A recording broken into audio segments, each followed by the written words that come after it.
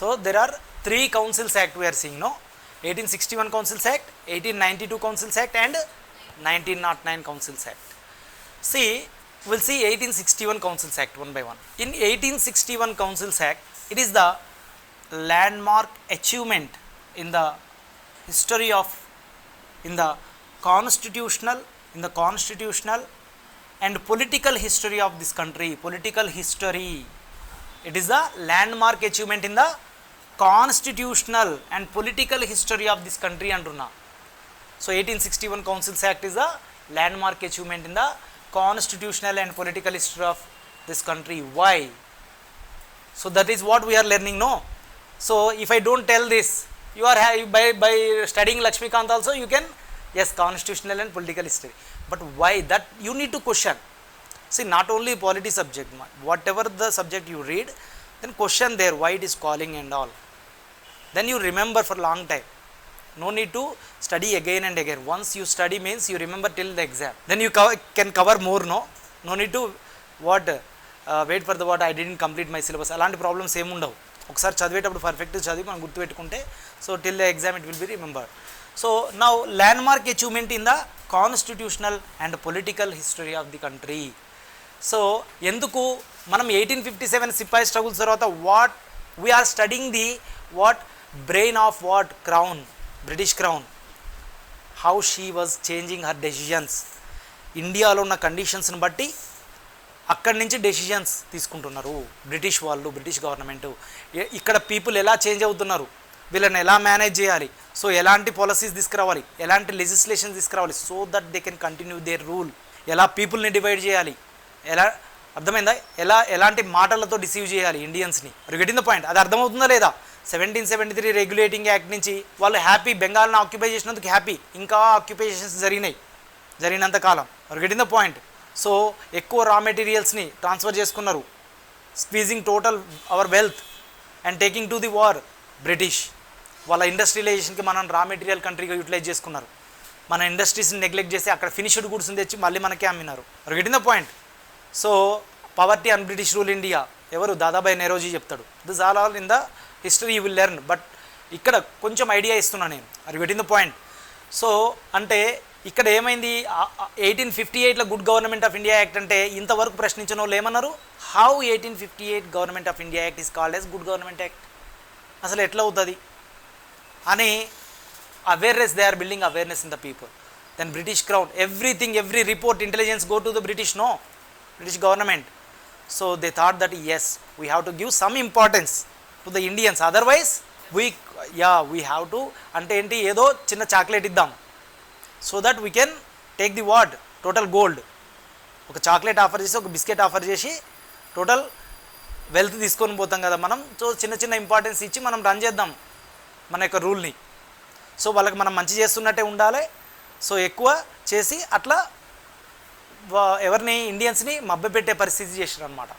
So దాన్ని క్లియర్గా చూస్తాం 1861 కౌన్సిల్స్ యాక్ట్. అట్లీస్ట్ మనకి ఎట్లా అంటే ఆ చాక్లెట్, ఆ బిస్కెట్ రావడమే చాలా గ్రేట్. ఇండియన్స్ ఏమని ఫీల్ అవుతారు, ఓ ఇంత అచీవ్ అంటే అంత చూడండి ఎట్లా చెప్తున్నారు, landmark achievement in the constitutional and political history of this country. అంటే Indians were seen as a slaves, they were very superiors. Britishers అంటే హ్యుమానిటీ ఏం లేదు, ఇండియన్స్ అంటే ఎట్లా చూస్తారు వాళ్ళు, ఒక స్లేవ్స్ లాగా, వీళ్ళకంత నాలెడ్జ్లెస్ పీపుల్ లాగా. అసలు మన కాన్స్టిట్యూషన్ మీరు ఏర్పాటు చేసుకోలేస్తారా, అసలు మీ ఇండియాని మీరు రూల్ చేస్తారా అని క్వశ్చన్ చేసిన బ్రిటిష్ ఆఫీసర్స్ కూడా చాలామంది ఉన్నారు. మరి గెటింగ్ ద పాయింట్. మనం యునైటెడ్ కాదు, ముందు మన కింగ్స్ అందరూ వరస్ట్ పీపుల్, మనల్ని పరిపాలించిన కింగ్స్ అందరూ వాళ్ళ సెల్ఫ్ యూటిలైజేషన్ కోసం. సో యూనిటీ లేకపోవడం వల్లనే ఇండియా బ్రిటిష్ కంట్రోల్లోకి పోయింది. సో వాళ్ళకి క్లియర్గా తెలుసుగా యూనిటీ లేదు, ఎట్లా మనల్ని మేనేజ్ చేయాలనో క్లియర్ ఐడియా ఉంది. Now see here landmark achievement. Why we call 1861 councils act was a landmark achievement in the constitution and political history of India. Discuss in the mains. Getting the point. So ఎందుకు మనం దీన్ని constitution and political history అంటున్నామంటే for the first time in the history 3 Indian members taken in to viceroy's legislative council. అంటే చూడండి, మొట్టమొదటిసారిగా 3 Indian మెంబర్స్ని ఎక్కడికి తీసుకురండి, వైస్రాయ్స్ లెజిస్లేటివ్ కౌన్సిల్ అంటే ఏంది, ఒక మినీ పార్లమెంట్లోకి మనోళ్ళు ఏమైనారు, ఎంపీస్ అయినారు. Hour Indians became parliament members, mini parliament members. అంటే ఇప్పుడు కూడా మనం ఒక ఎంపీకి ఎంత గౌరవిస్తాం, సో ఎంపీ అంటే. సో అప్పుడు ఏంది, మన ఇండియన్స్కి అరే మమ్మల్ని ఎక్కడ తీసుకున్నారు, లెజిస్లేటివ్ కౌన్సిల్. అంటే ఇప్పటిదాకా స్లేవ్స్గా చూసేటువంటి వాళ్ళు మనకు కూడా ఏంది హానరబుల్ పొజిషన్ ఇచ్చారు కదా ముగ్గురు ఇండియన్స్కి. ఎక్కడ కూర్చున్నారు మన ఇండియన్స్ పోయి, పార్లమెంట్లో. అసలు అలోనే లేదు ఇండియాని రూల్ చేయడానికి, ఓన్లీ బ్రిటిషర్సే రూల్ చేస్తారు కదా. But now whatever the laws they are making, now we are became the part of law making process. Indians first time became part of what, law making process. 3 Indians పార్లమెంట్లో కూర్చొని ఆ pass చేసే బిల్లుల గురించి discuss చేసే అవకాశం కల్పించారు. అంటే so for the first time in the history 3 Indian members are taken in to the viceroy's legislative council. అంటే ఇండియన్స్ని గుర్తించిరా లేదా, బట్ ఇది చాలా పెద్ద విషయమా కాదు. కానీ మనకు ఆ టైంలో, సో అసలు ఇండియన్స్ని స్లేవ్స్ లాగా చూసే టైంలో they given equal importance in the legislative council means. So అది ఎందుకు ఇచ్చినారు అంటే British crown clearly know that, వాళ్ళకి తెలుసు. సో కొంతమందికి ఎవరైతే అపోజిట్గా ఉంటారో, లేకపోతే ఎవరైతే సపోర్టివ్గా ఉంటారో, ఎవరికి ఎక్కడ ఇంపార్టెన్స్ ఇస్తే so that they can continue their rule. So here first time 3 Indian members. Who are these 3 Indian members? The 3 Indian members are Dev Narayan Singh, who was the Banaras king. Narendra Singh, he was the Patiala Raja of Patiala king, Narendra Singh. Third person, Sir Dinakara Rao from South India.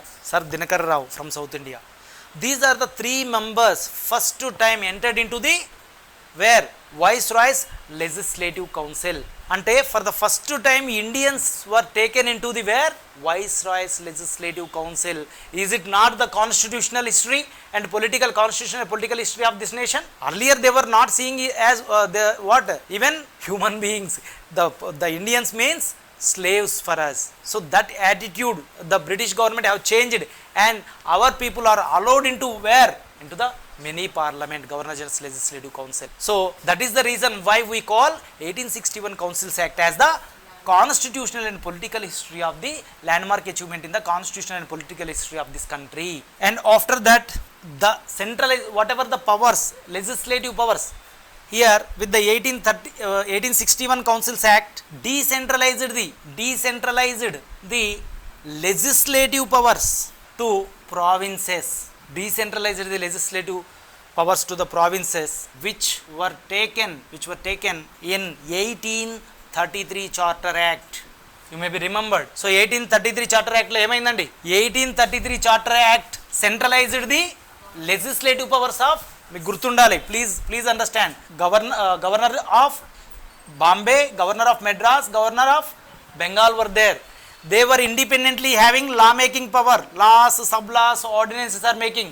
But when Governor General of India became, so these law making powers were cancelled and they are centralized. All civil military powers are given, revenue powers, and also legislative powers also centralized. That means now independent governors, they can pass a law? No. Now mini parliament is responsible for passing the laws. At present in our India, now parliament is there, no? It passes the law for entire country. At the same time every state also having, no, like every province also earlier having law making powers, but that were centralized in the 1833 Charter Act. Again in 1861 I told that decentralization starts, no, from 1858 to 1947 we will see the decentralization. Finally we will get the freedom in 1947. That process you need to understand. Now first step towards the decentralization, what happened here? 1861 Councils Act decentralized the legislative powers to provinces which were taken in 1833 Charter Act. అంటే ఈ బాంబే ప్రావిన్స్లో, ఈ మెడ్రాస్ ప్రావిన్స్కి, ఈ బెంగాల్ ప్రావిన్సెస్కి తిరిగి లా making powers ఇచ్చింది. అంటే ఆ ప్రావిన్స్లో వాళ్ళు మళ్ళీ చట్టాలని ఏర్పాటు చేసుకోవచ్చు. సో వీళ్ళు చట్టం పాస్ చేస్తే మొత్తం బ్రిటిష్ ఇండియాకు వర్తిస్తుంది, వీళ్ళు చట్టం పాస్ చేస్తే ఆ ప్రావిన్స్ వరకు. ప్రస్తుతం మన తెలంగాణ